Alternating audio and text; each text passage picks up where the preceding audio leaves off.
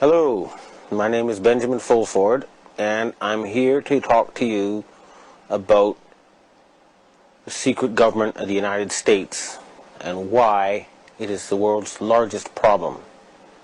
About the secret government of the United States and why it is the world's largest problem. My involvement with the secret government started this spring when I interviewed Japanese Finance Minister Heizo Takenaka, or former Finance Minister Heizo Takenaka. Dragon's Den.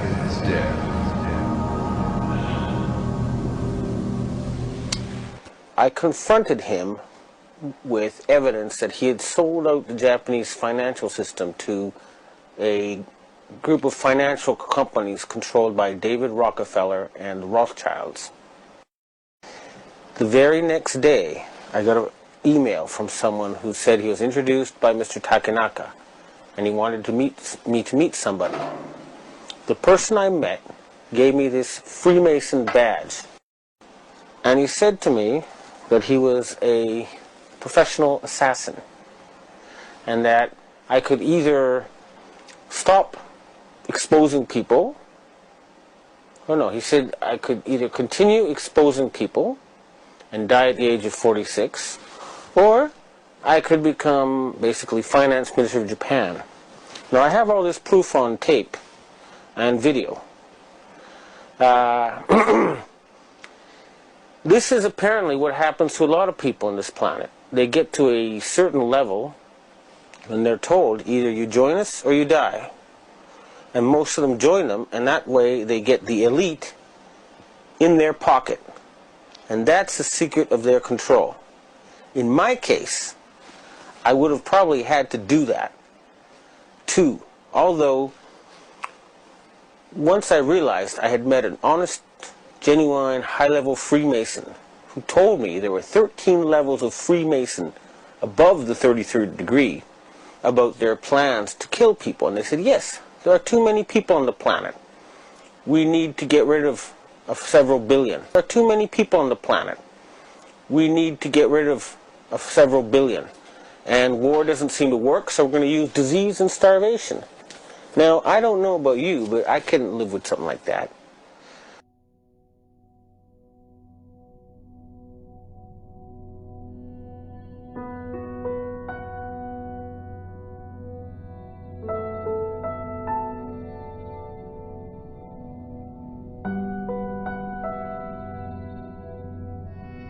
And my first thought was I'll have to pretend to join them and try to, throw them over from the inside. And I suspect my case. The very next day after I got this threat and offer of a bribe from the ninja, well, the guy who described himself as a ninja, a Chinese secret society contacted me. It's actually an Asian secret society. It's not Chinese. It's Japanese, Korean, Vietnamese. It's all of Asia. And they offered me protection. And this is their booklet. One of them. This is the booklet of the other. Now, people who know will know this is real. They have 6 million members. More, actually. Including 1.8 million gangsters and a lot of very intellectual people. They can mobilize all public opinion in Asia. So, with their protection, I continued exposing David Rockefeller. The answer to the ultimatum was that the self-described assassin told me there would be an earthquake in Niigata Prefecture, Japan. And 2 days later, there were, on 2 consecutive days, earthquakes right on top of Japan's largest nuclear power plant. And I'll try to present this to people in the future. There was video taken of a ball of plasma in the atmosphere above Niigata on that day. So his answer was to hit a nuclear power plant with an earthquake machine and kill innocent people. The answer was to hit a nuclear power plant with an earthquake machine and kill innocent people. He controls a lot of violence, a lot of instruments of death. The people who are behind him, these Sabbatean sect of Satanists, would love to trigger World War III. Would love to trigger World War III. Would love to trigger World War III. A lot of people are wondering why a picture of me smiling beside David Rockefeller appeared on the internet. And they're saying, how did I get to meet him? Well, he was here in Japan on what was supposed to be a top secret visit. However, if he's in Japan, he's on my turf. And it was pretty naive of him to think I wouldn't know he was here and I wouldn't know where he was. A guy like that is not going to go and just tell you, oh yes, I'm head of the secret government and I sacrifice children and I'm planning, to turn everybody into sheep. It's just not going to happen. You have to look for subtle signals. It's the rules of the game. I was a corporate journalist for 20 years. And I know that if you just ask those questions, they'll shut down the interview, you get nowhere. So if I said, why did you spread HIV and why did you create SARS? He would say to his bodyguard, get this Fruit Loop out of the room. That's how it works. So I had to show you the segments of this interview, and then I'm going to deconstruct them for you so that you can know what I think this man is really saying.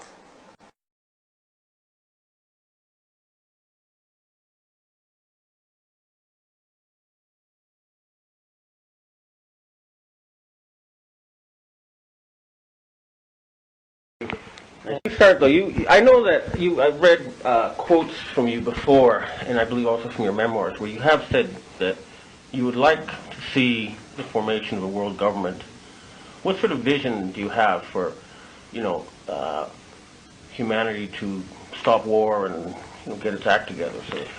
Well, I'm afraid I have to start with what you recall. I don't recall that I have said, and I don't think I really feel, that we need a world government. We need governments of the world that work together and collaborate, but I can't imagine that there would be any likelihood or even that it would be desirable to have a single government elected by the people of the world. So I think whatever you heard was misrepresented my feelings. Okay. So the first question is, he says, I don't want a government of the world elected by the people of the world. Okay, that's the key little sort of wiggle thing there. He likes a secret government of the world, is my guess, not one actually elected by the people of the world. Okay? This is the key to understanding this. And he's denying the quote that everybody's heard of him that comes from his own memoirs. If you go to Wikipedia and Google under David Rockefeller saying yes. By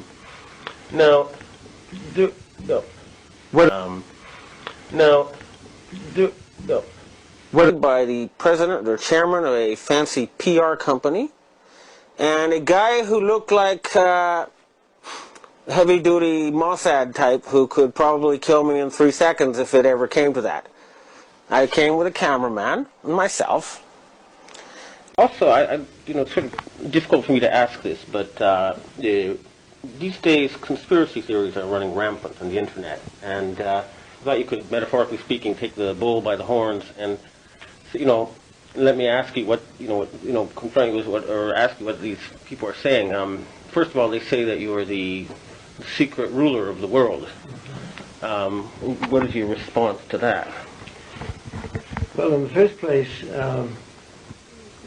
you're not the first person who has raised this issue. There have been people ever since I've had any kind of position in the world who have accused me of being a ruler of the world. I have to say, I think for the large part, I would have to decide to describe them as crackpots. I mean, it makes no sense whatsoever and isn't true and won't be true.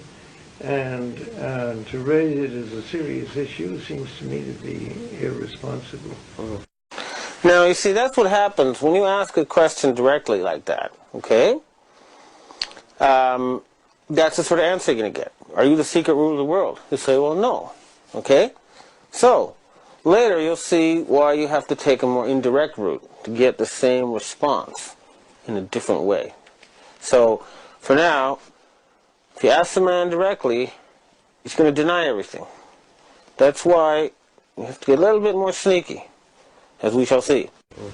And what about the candidate Ron Paul, who's talking about bringing the powers of the Federal Reserve back to the U.S. government, under the presidential control or control of Congress? I haven't read about that. Is that an issue?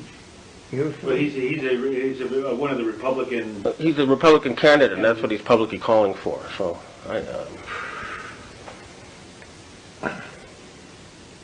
I would not look upon that as one of the great issues that needs to be addressed at this time. When you ask about Ron Paul, you got to look at his face and see, the look, right? It's like, what? And it's like, is this true? Like, why haven't you dealt with this? But that's how far above the clouds this man thinks he is, or is insulated by his coterie. The source of his power is under threat, and they don't even tell him. And anyway, it's the look on his face that tells you the true story. And anyway, it's the look on his face that tells you the true story. Control of Congress. I haven't read about that. Is that an issue? About that? Is that an issue? Well, he's one of the Republican. He's a Republican candidate, and that's what he's publicly calling for. So,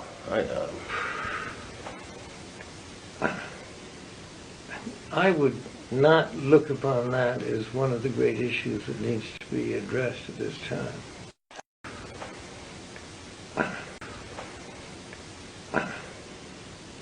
I would not look upon that as one of the great issues that needs to be addressed at this time.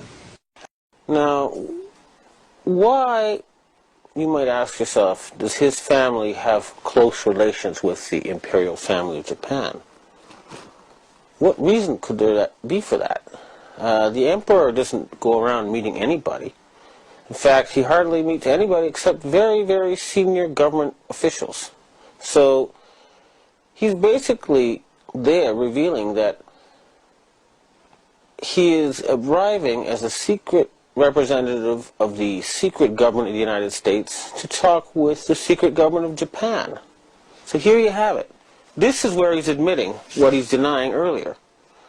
I'm telling you, you members of the Council on Foreign Relations and Bilderberg and all those families, the Harrimans, the Schiffs, the Bushes, the Rockefellers, the Rothschilds, the Walkers, etc. You are just a bunch of old-fashioned aristocrats, and you've got armed peasants at your doorstep.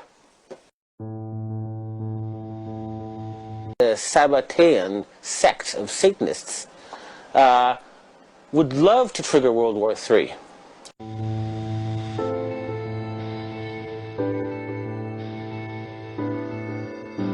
The point is, and this is the point I want to make, is that the Sabbatean atheists, Satanists, who are trying to artificially create the apocalypse, who are trying to recreate their old Babylonian empire, have been exposed. Exposed.